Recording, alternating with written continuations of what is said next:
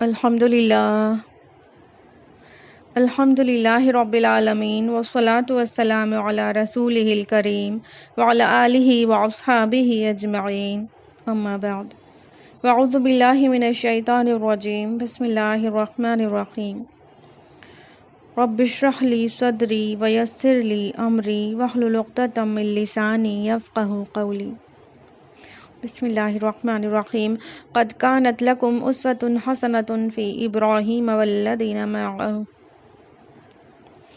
السلام علیکم ورحمۃ اللہ وبرکاتہ۔ اللہ رب العالمین نے تمام دنیا کے مسلمانوں کو دو عظیم خوشی کے دن دیے ہیں، ایک عید الفطر جو ماہ رمضان کے روزوں کی تکمیل کے طور پر بطور انعام ملتا ہے، اور دوسرا خوشی کا دن عید الاضحیٰ جو حضرت ابراہیم خلیل اللہ اور حضرت اسماعیل ذبیح اللہ کی جانب سے اللہ کے حضور پیش کی گئی عظیم قربانی کی یاد تازہ کرنے کے لیے ملتا ہے۔ اس دن مسلمانان عالم اللہ کے حضور قربانیاں پیش کرتے ہیں۔ خوشی کے ان دونوں مواقع پر روزہ رکھنا حرام ہے، یعنی عید الفطر کا ایک روزہ اور عید الاضحیٰ کا روزہ اور ایام تشریق کا روزہ۔ لیکن اس دن قربانی کرنا یوم النحر کے دن سب سے موزوں، سب سے بہترین عمل ہے جو اللہ تعالیٰ کو بہت پسند ہے۔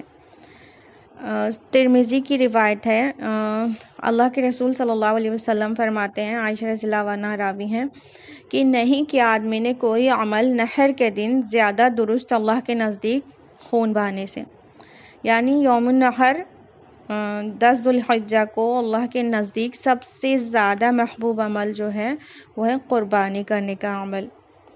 قربانی کرنے کا عمل جو ہے ابراہیم خلیل اللہ کی سیرت کی ایک سلسلے وار ہمیں یاد دہانی کراتا ہے کہ حضرت ابراہیم علیہ السلام کس کردار کے اور کس ایمان کے حامل تھے، اور ہمیں حضرت ابراہیم علیہ السلام کی سیرت کو اپنے لیے نمونہ سمجھنا چاہیے، کیونکہ اللہ سبحانہ وتعالیٰ فرماتے ہیں سورہ ممتحنہ سورہ نمبر 60 آیت نمبر 4 میں، قد کانت لکم اسوۃ حسنۃ فی ابراہیم والذین معہ، بے شک تمہارے لیے ابراہیم اور ان کے ساتھیوں کی زندگیوں میں نمونہ موجود ہے، بہترین۔ لہٰذا ہمیں دیکھنا چاہیے کہ ابراہیم علیہ السلام کی قربانیاں کیا تھیں، اور اس روح کے ساتھ اپنے جانور قربان کرنا چاہیے۔ دیکھیے، اگر ابراہیم علیہ السلام کی زندگی پر غور کریں گے تو ہم پائیں گے کہ ابراہیم علیہ السلام کی ساری زندگی قربانیوں اور اطاعت الہی میں بالکل سرشار نظر آتی ہیں۔ سب سے پہلے تو جب وہ ابراہیم علیہ السلام دعوت دے رہے تھے اپنی قوم کو، تو وہ نہیں مان کر دیا انہوں نے، اور الٹیمیٹلی جو وہاں کا رولر تھا نمرود، اس نے ابراہیم علیہ السلام کو آگ میں ڈالنے کا فیصلہ کیا، اور ابراہیم علیہ السلام بے خوف و خطر آگ میں کود پڑے، اور انہوں نے اپنی جان کو قربان کرنے والے تھے اللہ تعالیٰ کی راہ میں۔ وہ تو آگ کی یہ مجال نہیں تھی کہ ابراہیم علیہ السلام کو جلا سکتی، اور اللہ تعالیٰ نے ان کو بچا لیا۔ لیکن ان کی جذبہ قربانی دیکھیے، انہوں نے کچھ سوچا نہیں، بے خطر کود پڑا آتش نمرود میں عشق، عقل تھی محو تماشائے لب بام ابھی۔ اس کے بعد ابراہیم علیہ السلام نے دعوت کا کام اپنا جاری رکھا، یہاں تک کہ ان کے لوگوں نے، ان کے گھر کے لوگوں نے، ان کے والد نے بھی ان کو مان کر نہیں دیا، اور ان کی زندگی دشوار کر دی، تو ان کو اپنا ملک عراق چھوڑ کر وہاں سے نکلنا پڑا۔ ہجرت کی ابراہیم علیہ السلام نے، اور وہاں سے نکل کر فلسطین کی طرف گئے، اور دعوت کے کام کے لیے وہ فلسطین، عرب اور شام کتنی ہی جگہوں پر اللہ کے حکم سے ادھر ادھر جہاں اللہ کا حکم ہوا جاتے رہے۔ اس طرح ہجرت کر کے ابراہیم علیہ السلام نے اپنے وطن کی، اپنے گھر والوں کی اور اپنے گھر کی سب کی قربانی اللہ تعالیٰ کی راہ میں دی۔ اس کے بعد وہ اللہ تعالیٰ کے ایک ایک حکم کی پیروی کرتے رہے، یہاں تک کہ 90 سال کی عمر میں جب تک ان کو اولاد نہیں تھی تو ان کو جب محسوس ہوا کہ اب میرے بعد اس کام کو آگے کون بڑھائے گا، تو ابراہیم علیہ السلام نے 90 سال کی عمر میں اللہ رب العالمین سے دعا کر ڈالی، رب ہب لی من الصالحین فبشرنہ بغلام علیم حلیم۔ تو اے پروردگار مجھے ایک صالح بیٹا دے، تو اللہ تعالیٰ کا جواب آیا، ہم نے حلیم بیٹے کی بشارت دی۔ سورہ صافات سورہ نمبر 37 آیت نمبر 101 میں ہے۔ تو اللہ تعالیٰ کے کام کے لیے ان کو فکر تھی اولاد کی کہ یہ کام آگے بڑھے، تو انہوں نے دعا کر ڈالی اور اللہ تعالیٰ نے ایک بیٹا ان کو نصیب کیا عین بڑھاپے کی عمر میں۔ 90 سال کے بعد ان کو اسماعیل علیہ السلام ان کے گھر میں ولادت ہوتی ہے، اور اسماعیل علیہ السلام اتنی دعاؤں کے بعد جو ملتے ہیں، اس کے بعد اللہ تعالیٰ نے ایک اور قربانی مانگ لی ان سے۔ وہ کیا کہ اللہ تعالیٰ نے ابراہیم علیہ السلام کو حکم دے دیا کہ اپنی ذریت کو میرے گھر کے پاس لا کر بساؤ۔ بس ابراہیم علیہ السلام اللہ تعالیٰ کا اشارہ پاتے ہی تیار ہو گئے اور اپنی بیوی حضرت ہاجرہ کو ساتھ لیا، گود میں ننھے اسماعیل کو اٹھایا، کھجوریں لیں، مشکیزے میں پانی لیا، چل پڑے۔ دور، بہت دور صحرا و بیابان کو عبور کرتے ہوئے وہ مکہ پہنچ گئے اور وہاں پر اپنی بیوی کو بٹھایا اور بچے کو گود میں دیا، کھجوریں دیں، پانی کا مشکیزہ حوالے کیا اور پلٹ کے نکل گئے۔ حضرت ہاجرہ دیکھنے لگیں اور کہنے لگیں، اے ابراہیم کہاں جا رہے ہو؟ آپ اس بے آب و گیا وادی میں چھوڑ کر، جہاں کوئی متنفس موجود نہیں ہے، ہمیں اکیلا چھوڑ کر جا رہے ہیں؟ لیکن ابراہیم علیہ السلام نے ان کی طرف مڑ کر نہیں دیکھا۔ بالآخر تھک کر ہار کر حضرت ہاجرہ نے پوچھ ہی لیا، اللہ الذی امر بہذا قال نعم، کیا ایسا کرنے کا اللہ نے تم کو حکم دیا ہے؟ تو ابراہیم علیہ السلام نے جواب دیا، ہاں، اور بغیر پیچھے مڑے ہوئے۔ تو حضرت ہاجرہ نے فرمایا، تب تو اللہ ہمیں ضائع نہیں کرے گا۔ سبحان اللہ۔ ایک تو ابراہیم علیہ السلام کی قربانی یہاں پر غور کے لائق ہے، اور حضرت ہاجرہ کا رسپانس بھی قابل غور ہے۔ ابراہیم علیہ السلام کی قربانی یہاں پر جو قابل غور ہے وہ یہ کہ اتنی عمر میں اللہ تعالیٰ نے بیٹا نصیب کیا، اور بیوی اور چھوٹے سے بچے کو جو دعاؤں کے بعد ملا تھا، ان کو اللہ تعالیٰ نے ایسی جگہ بسانے کا حکم دے دیا جہاں زندگی کے آثار نہیں تھے کہ ہاں یہاں بچ پائیں گے، لیکن اللہ کے ایک حکم پر انہوں نے یہ کر دیا۔ اور حضرت ہاجرہ کا جو رسپانس ہے وہ بھی زبردست ہے کہ جیسے ہی انہوں نے یہ جان لیا کہ ابراہیم علیہ السلام یہ کام اللہ تعالیٰ کے حکم پر کر رہے ہیں، تو انہوں نے کہا پھر تو اللہ ہم کو ضائع نہیں کرے گا۔ سبحان اللہ۔ ایک عورت کے اندر اتنا کریج اور اتنا ایمان ہے کہ وہ دیکھتے ہی بنتا ہے، اور ملت کی تمام خواتین کے لیے حضرت ہاجرہ میں نمونہ موجود ہے کہ کس طرح سے بغیر آثار کے، بغیر ذریعہ اسباب کے اللہ تعالیٰ پر توکل کرنا چاہیے۔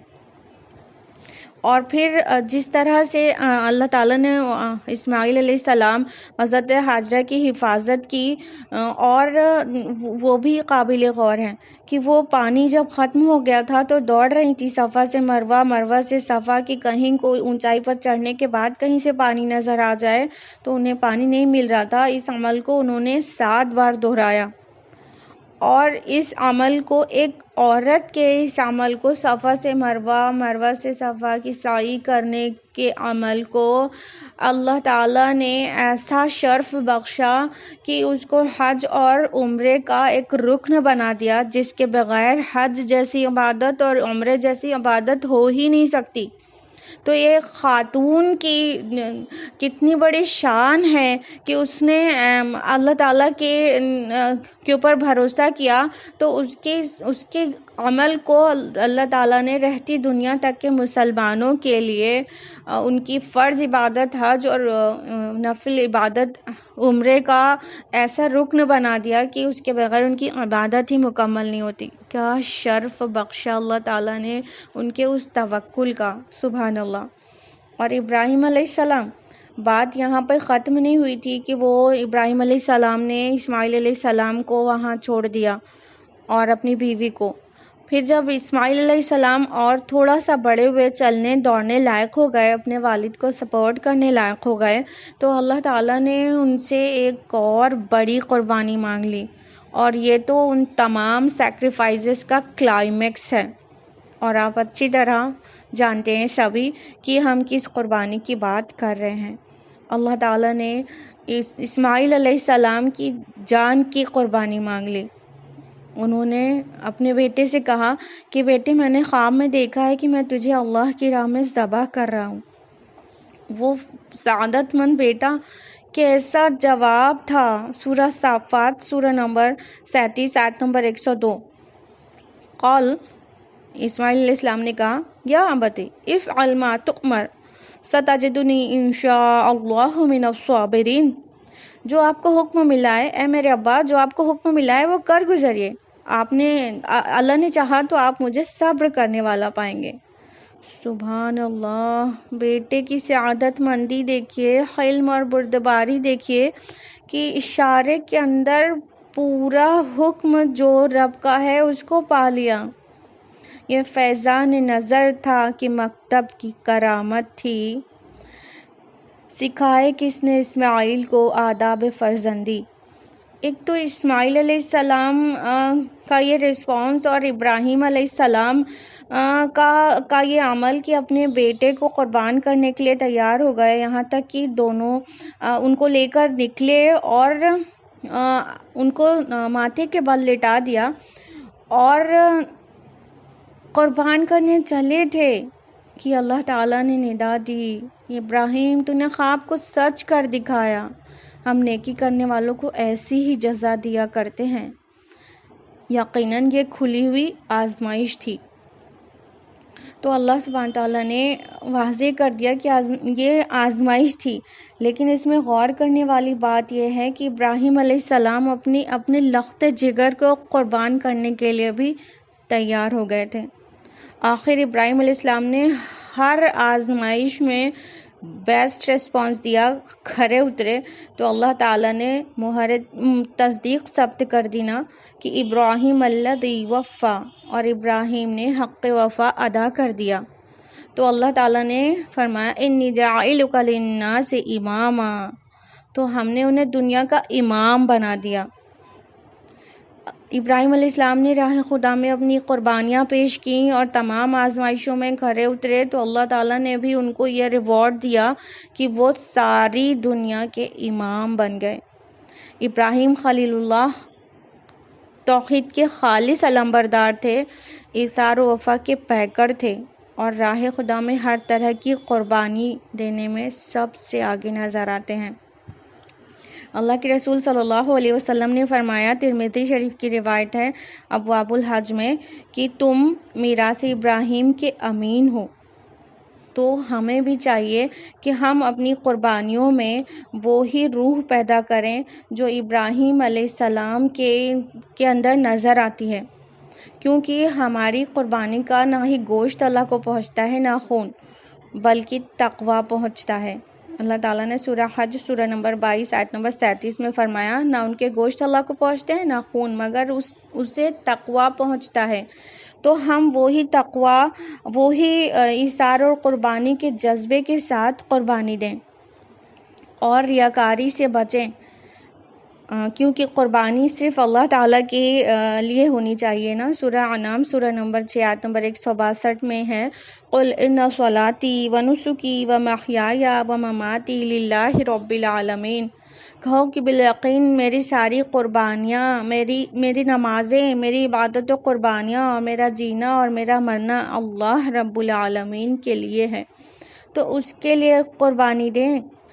قربانی کی دعا میں بھی یہ الفاظ شامل ہیں نا، انی وجہت وجہی للذی فطر السماوات والارض حنیفا وما انا من المشرکین ان صلاتی ونسکی ومحیای ومماتی للہ رب العالمین لا شریک لہ وبذالک امرت وانا من المسلمین اللہم لک ومنک۔ ان الفاظ کے ساتھ قربانی کی جاتی ہے، بسم اللہ اللہ اکبر کہہ کر، لیکن ذرا غور کیجئے کہ قربانی تو ہم جانور کی دیتے ہیں، لیکن دعا اپنی قربانی کی کرتے ہیں، یعنی کہ اے اللہ جو جانور کا خون ہم بہا رہے ہیں، اس کے ساتھ ساتھ ہم یہ عہد کرتے ہیں کہ میری نماز، میری قربانی، میرا جینا اور میرا مرنا سب کچھ آپ کے لیے ہے۔ اور ابھی تو جانور کیا، وقت آنے پر انشاءاللہ اپنی گردنیں کٹا دیں گے، اپنا خون جگر آپ کی راہ میں بہانے سے گریز نہیں کریں گے۔ اللہ کی راہ میں خون دینے کے جذبے کی پوری تصویر ہے عید قرباں۔ اور ایک بات اور غور کیجیے گا کہ خواتین اکثر قربانی کی چیزوں سے بہت دور رہتی ہیں اور ڈرتی ہیں، گھبراتی ہیں، اسے دیکھنا نہیں چاہتی ہیں، جبکہ یہ طریقہ صحیح نہیں ہے، بلکہ رسول اللہ صلی اللہ علیہ وسلم کا جو انداز قربانی ہے وہ دیکھیے کہ ایک موٹا تازہ دمبا لایا گیا کہ آپ اس کی قربانی کریں، تو آپ صلی اللہ علیہ وسلم نے عائشہ رضی اللہ عنہا سے فرمایا، صحیح مسلم کی حدیث ہے، حدیث نمبر 5090، عائشہ رضی اللہ عنہا سے فرمایا کہ اس کو چھری لاؤ، تو عائشہ رضی اللہ عنہا چھری لائیں تو کہا اس کو پتھر پر رگڑ کر تیز کرو، تو عائشہ رضی اللہ عنہا نے چھری کو تیز کیا اور پھر آپ نے چھری پکڑ کر دمبے کو ذبح کیا۔